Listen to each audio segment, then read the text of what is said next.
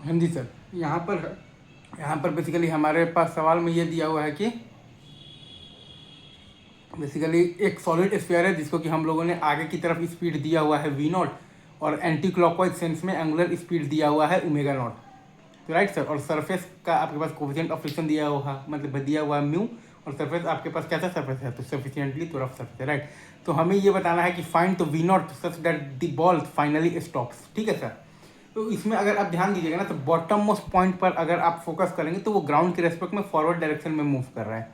मतलब कि यहाँ पर आपके पास फॉरवर्ड स्लिपिंग है, मतलब कि आपका यहाँ पर बेसिकली काइनेटिक फ्रिक्शनल फोर्स लगेगा बैकवर्ड डायरेक्शन में लगेगा। तो to make v equal to omega. Again मैं फिर से बोलता हूँ, अगर आप यहाँ पर बॉटम मोस्ट पॉइंट पर ध्यान दीजिएगा तो वो ग्राउंड के रेस्पेक्ट में फॉरवर्ड डायरेक्शन में मूव कर रहा है।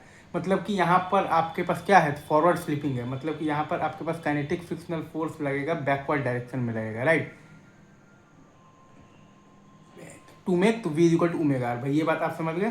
तो अगर आप ध्यान देंगे ना तो काइनेटिक फ्रिक्शनल फोर्स जो है वो आपका तो पास कर रहा है पॉइंट पी से। मतलब कि काइनेटिक फ्रिक्शनल फोर्स का टॉर्क जो है वो जीरो है बेसिकली पॉइंट पी के अबाउट।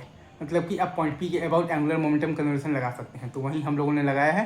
तो m into v naught into r और माइनस आ गया है हमारे पास 2/5 mr square into omega naught is equal to 0। तो यहाँ से आप निकालेंगे तो we naught is equal to आपके पास आ गया है तो 2 ओमेगा नॉट r/5 चाहिए ताकि बॉल आपका फाइनली स्टॉप्स कर दे। और अगर कोई आपसे बोल दे कि टाइम निकालिए तो टाइम फॉर स्टॉपिंग तो v at any time t आप क्या लिखिएगा, क्योंकि यहाँ पर आप बॉटम उस पॉइंट को देख रहे हैं तो वो ग्राउंड के रेस्पेक्ट में फॉरवर्ड डायरेक्शन में मूव कर रहा है। मतलब कि आपका यहाँ पर फॉरवर्ड स्लिपिंग है। मतलब कि काइनेटिक फ्रिक्शनल फोर्स आपका यहाँ पर लग रहा है बैकवर्ड डायरेक्शन में लग रहा है टू मेक तो v equal to omega, right sir, is it true.